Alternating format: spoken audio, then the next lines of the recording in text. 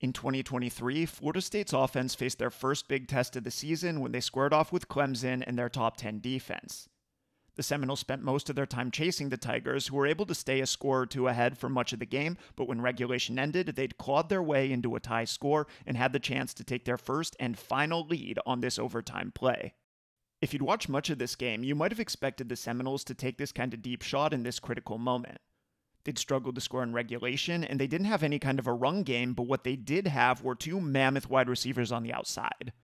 The guy that caught that game-winning pass was number 4, Keon Coleman, who comes in at 6'4", 215 pounds, and on the other side, his partner, number 14, Johnny Wilson, is bigger than a lot of tight ends at 6'7", 237. The biggest cornerback on Clemson's roster is 6'2", so it's no surprise that the Seminoles took several shots down the sideline in this game, with Coleman and Wilson combining for almost 60% of their total yardage. What might be more surprising, though, is that on this critical play, Clemson, having all the information that I just shared with you, is playing a soft press technique on those two receivers, with one single defensive back playing high in the deep middle of the field, but no help over the top down the sideline, a coverage structure that apparently opened them up to exactly what happened. In this video, we'll see how they got there and how Florida State was able to chip away at Clemson's defense throughout the game in order to create these explosive matchups when it counted. While Florida State definitely wanted to take these deep shots down the sideline in this game, it's important to remember that they basically had no run game. Their backs carried the ball just 12 times for 26 yards, and so they really didn't have the kind of inside run threat that you'd need to pull defenders toward the middle of the field and weaken the perimeter.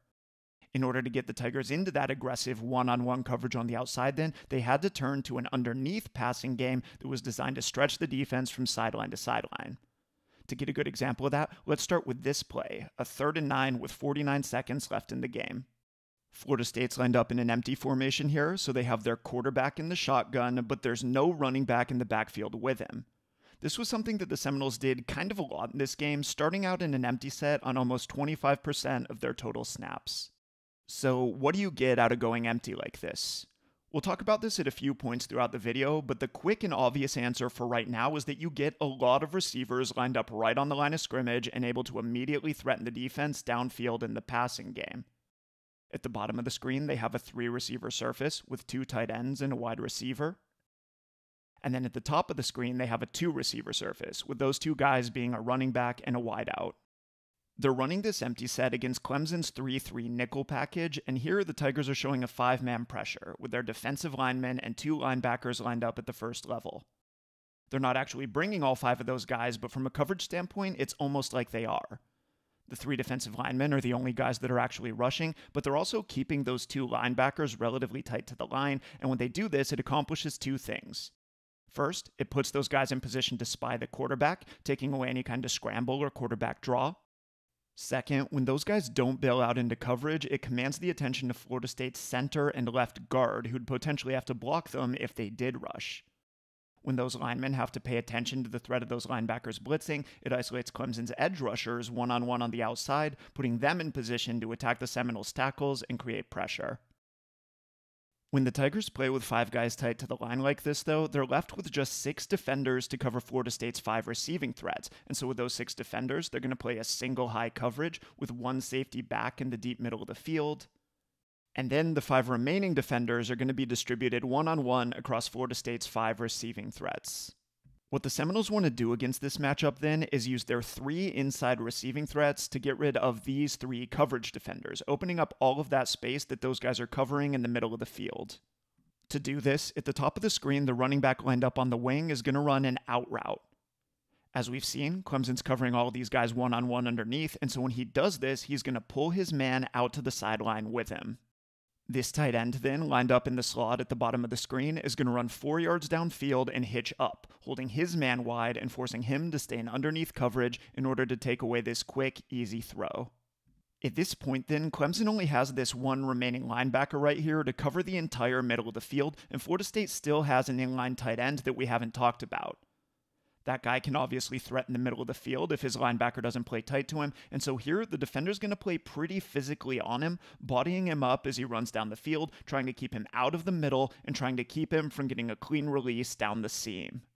When these three defenders play in this way, though, it clears out a massive hole over the middle, and here the Seminoles are targeting that area with a dig route by that 6'7" receiver, Johnny Wilson, who's working one-on-one versus his cornerback. And in this coverage structure, that corner is going to have a tough job defending this route.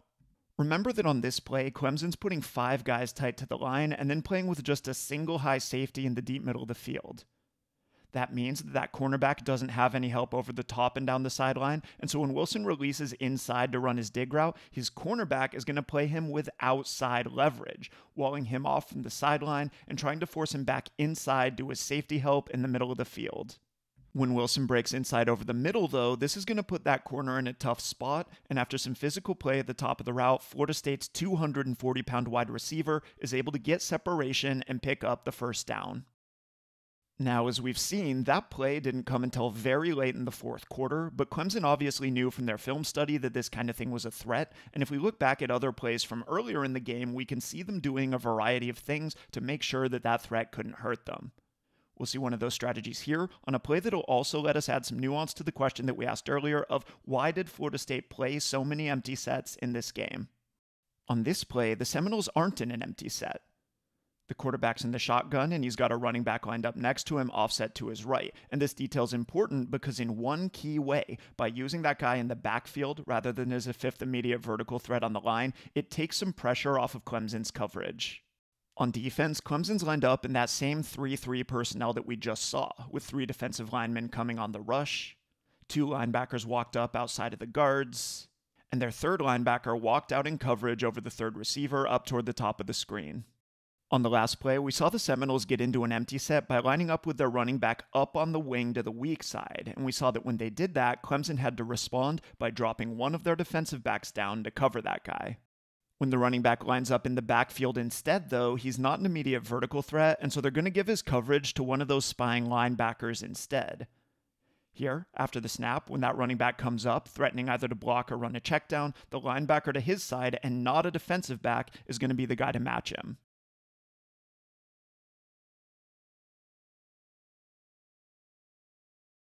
With that linebacker on the running back, that then frees up the other spying linebacker to sit and read the quarterback, chasing him down when he breaks the pocket and forcing a quick throw.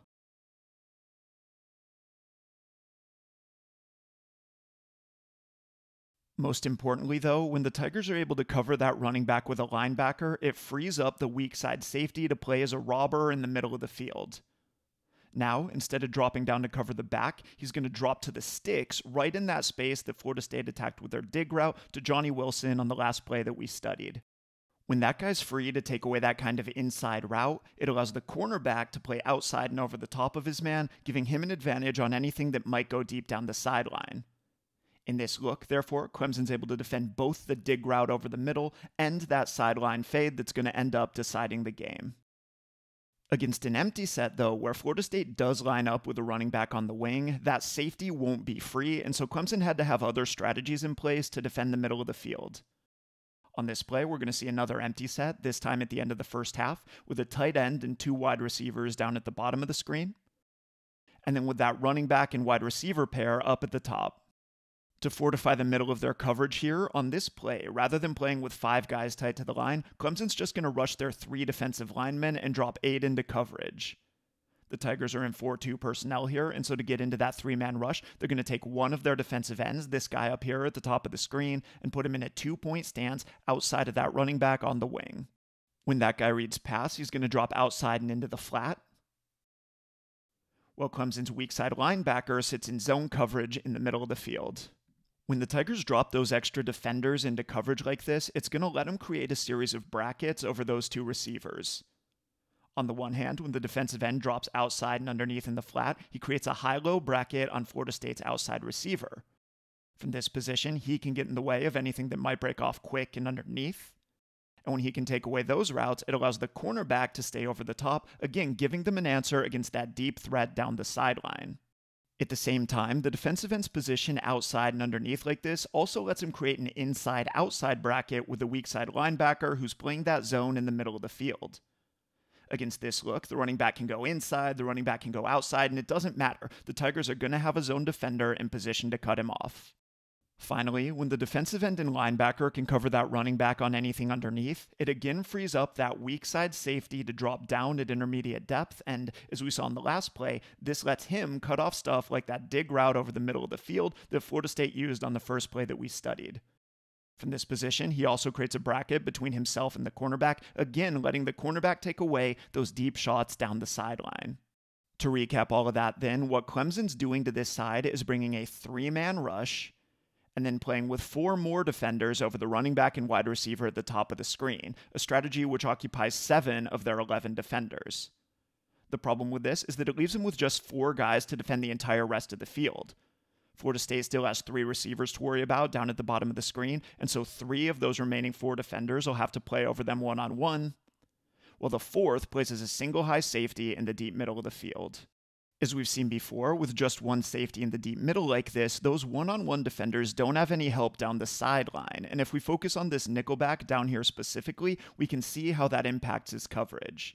He knows that his only safety help is inside and over the top, and so here, as he looks to defend the Seminoles slot receiver, he's going to play outside of him, keeping him away from the sideline and forcing him inside to his deep safety help.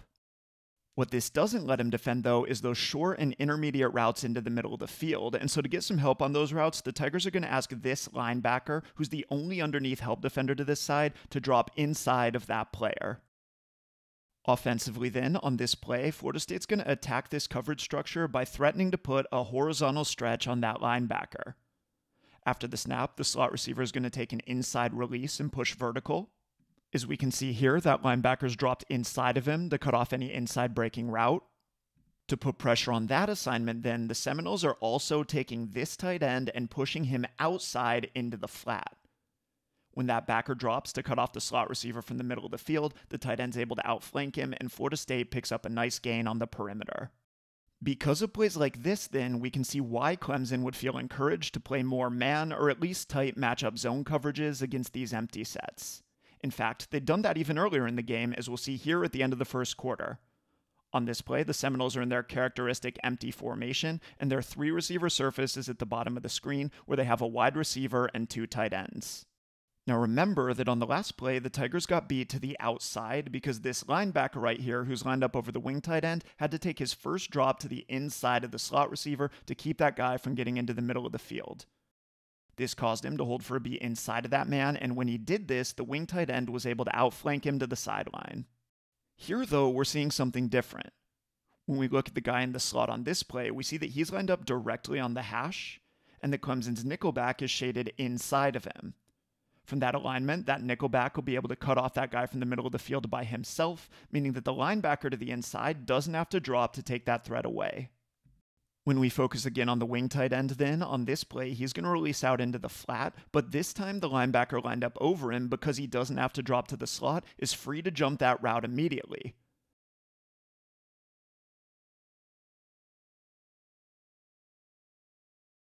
Clemson gets everybody covered early in the down, giving one of their rushers time to get home for the sack. Of course, an important piece of the puzzle here is that this pressure was able to get home so quickly, because as we'll see, this coverage does have some vulnerabilities if the quarterback has time to throw. Before we move on to see where those vulnerabilities might be, therefore, let's take a look at the pressure that let the Tigers pick up this sack. What they're doing with their blitz path here is taking these 2 interior rushers and angling them away from the 3-receiver side. So, this guy lined up over the center is going to work away from him to attack outside of the left guard. And then this guy, starting out over the Seminole right tackle, is going to work down inside as well, first making contact with the right guard, before eventually continuing down inside to attack the center. The key here is that when that guy angles across the face of the guard, he's able to grab that guy's attention. The guard doesn't know that he's going to keep working down the line here, and if that rusher were instead trying to penetrate right now, then the guard would obviously have to block him. With the guard occupied by that man for this split second then, the Tigers are finally going to attack him with this linebacker. As we run the play forward, we see that the guard sees that guy and isn't confused about what he needs to do, but because he's been pulled down inside for that split second by the angling lineman, the linebacker is able to slip his block, coming through on the outside to pick up the sack. So on that play, this pressure was obviously a win for Clemson, but when they tried to return to it later in the game, Florida State had caught on and was ready to pick it up. Here, late in the third quarter, we see all the same elements that we just saw. Florida State's in their empty set, and if we look at this wide receiver lined up in the slot, we see that the nickelback is lined up with inside leverage on him, ready to cut off anything that guy might run back inside toward the middle of the field. As we now know, the point of this is to protect this linebacker, allowing him to immediately match whatever route the wing tight end happens to be running. In the box then, they're running the same pressure that we just saw, with one rusher lining up over the center, and another lining up over the right tackle. As we saw in the last play, those guys are then going to angle down to the inside, while this linebacker attacks the right guard. This time, though, if we keep an eye on that right guard, we see that he's much less impacted when Clemson's defensive lineman angles across his face. This time, the linebacker sees that he's not going to be able to beat him, and so he comes down inside and gets caught up in the wash. With the pressure picked up, though, we can start to see where this pressure becomes vulnerable. Remember that at the top of the screen, the nickelback that's lined up over the slot receiver is playing him with inside leverage, and he's doing this in order to keep that guy from getting over the middle of the field. When he does that, though, it puts him at a disadvantage on any outside breaking route, and on this play, the Seminoles are attacking that leverage with a slot fade, where that receiver breaks downfield and then fades out toward the sideline, where there is all of this space for the quarterback to throw him open, outside, and away from that nickelback. The pass isn't completed here, but this is something that the Tiger coaches had to have in the back of their minds as they tried to get into the right defense for these empty sets later in the game. All of this brings us to Florida State's final offensive play, that game-winning sideline fade to Keon Coleman. The Seminoles are in empty here, and as we know, Clemson's had some trouble defending this formation in zone, and more specifically, they've had some trouble defending the middle of the field. What they're doing here then is playing a straightforward 4-2 nickel defense. Instead of blitzing, as we saw in the last two plays, they're going to rely on their 4 down linemen to get pressure. And then they're going to leave both of their linebackers in coverage over the middle. On the back end, this empty set gives Florida State 5 immediate vertical threats in the passing game, and in this nickel package, Clemson has 5 defensive backs, so they're basically left playing a cover 0 look, with cornerbacks covering the wide receivers on the outside, a nickelback covering the running back in the slot, and their 2 safeties covering the Seminole wing tight ends. Now, in the opening of the video, I mentioned that not only is Clemson playing man here, but they're specifically playing press on the outside, and here we have to keep the down, distance, and field position in mind. This is 2nd and 9, and it's overtime, and the ball's basically in the middle of the field. If the Tigers can force the Seminoles to kick it from here, it'll be a 41-yard field goal, which is in their kicker's range, but isn't an easy chip shot. Their goal is to force an incompletion and bring up 3rd and long, and what they really don't want to do is give up a quick, easy completion on the outside to let Florida State get into 3rd and short, so that's where the press coverage is coming from. Now, with Clemson in this press man coverage on the edge, the Seminoles go to work isolating number 4 Keon Coleman on his defender. To do this, for the first time in this game, they're actually going to motion out of empty, taking that running back who's lined up wide in the slot and motioning him into the backfield to the opposite side of the field. Of course, when that guy was lined up wide, he gave Florida State those 5 immediate vertical threats in the passing game. Because of that, we saw that Clemson was playing cover 0 with one of their 5 defensive backs lined up over each of Florida State's 5 receivers, and that left no defensive back to play as a deep safety over the top. When that guy motions into the backfield, though, he's no longer an immediate vertical threat on the edge, and so Clemson's going to give his coverage to the linebackers as part of their strategy to defend the middle of the field. Basically, whichever side the running back releases to, the linebacker to that side is going to cover him man-to-man, while the remaining linebacker drops as a help player in the middle of the field, that space that we know the Tigers need to defend. When they're able to cover the running back with their linebackers like this, it takes that nickelback who had been lined up over him in cover 0 out of his man coverage responsibility. Without any man responsibility, that guy's able to drop back, playing as a help player in deep coverage over the middle of the field. When we look at the core of Clemson's coverage on this play, we can understand why they're doing all of this. After the snap, the running back releases out to the left. As we've just seen, that means that this guy, the linebacker to the side, is going to cover him man-to-man, and the other linebacker is going to drop to defend the middle of the field.